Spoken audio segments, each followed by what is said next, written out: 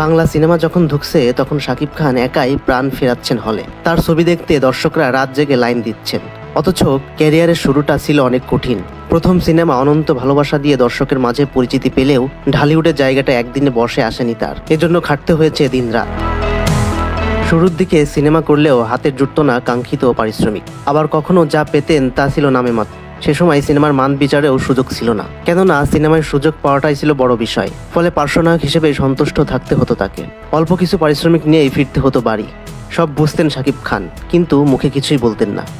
একের পর এক সিনেমায় অভিনয় করেছেন, ঘাম ঝরিয়েছেন শুটিং সেটে। অতপর ধরা দিয়েছে সাফল্য নামের সোনার হরিণ। কোটি টাকার কাবিন সিনেমার মাধ্যমে সিনেমা প্রেমীদের ঘরের মানুষ হয়ে ওঠেন তিনি। এরপর একের পর এক ব্যবসা সফল সিনেমা উপহার দিতে থাকেন, টেনে তুলতে থাকেন শিল্পীদেরও। তার সঙ্গে অভিনয় করে তারকা খ্যাতি পেয়েছেন একাধিক নায়িকা। শাকিবের এই জনপ্রিয়তা অন্য মাত্রায় নিয়ে যাওয়া আরও একটি সিনেমা, যার নাম প্রিয়া আমার প্রিয়া। 1 কোটির কম বাজেটে নির্মিত এই ছবি প্রযোজকের ঘরে এনে দেয় 15 কোটি টাকা।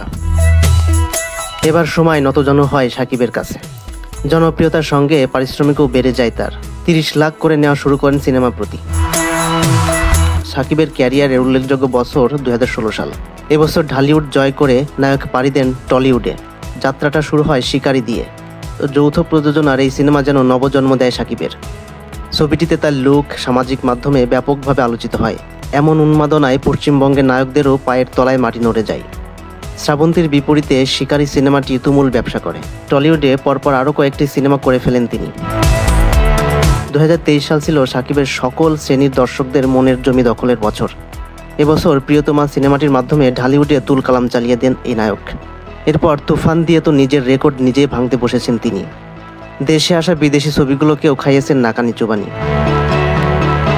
আজকাল সিনেমায় লগ্নি করে প্রযোজকরা যেখানে ঘটি বাটি চাটি সব হারান, সেখানে শাকিবের পেছনে চোখ বন্ধ করে লগ্নি করতে চাইছেন তারা।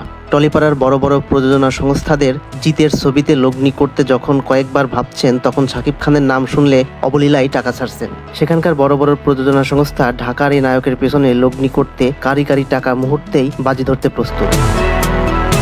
একসময় বিনা পারিশ্রমিক কাজ করা শাকিব নামের ছেলেটির জনপ্রিয়তা যখন এভারেস্টের চূড়ায় দাঁড়িয়ে, তখন তার সম্পদের পরিমাণও অবাক করে দেওয়ার মতো।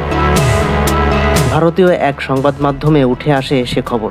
জানা যায় শাকিব খান বর্তমানে 235 কোটি টাকার মালিক, যা ক্রমান্বয়ে বাড়ছে। কেননা সময়ের সঙ্গে সঙ্গে জনপ্রিয়তা যেমন বেড়েছে, তেমনি বেড়েছে পারিশ্রমিক। শাকিব খান এখন একটি সিনেমার জন্য 70 লাখ থেকে 75 লাখ টাকা চার্জ করেন। ফলে বোঝাই যাচ্ছে, এক সময় খালি হাতে ইন্ডাস্ট্রিতে নাম লেখানো ছেলেটি এখন খ্যাতি ও অর্জনে ভরেছেন 2 হাত।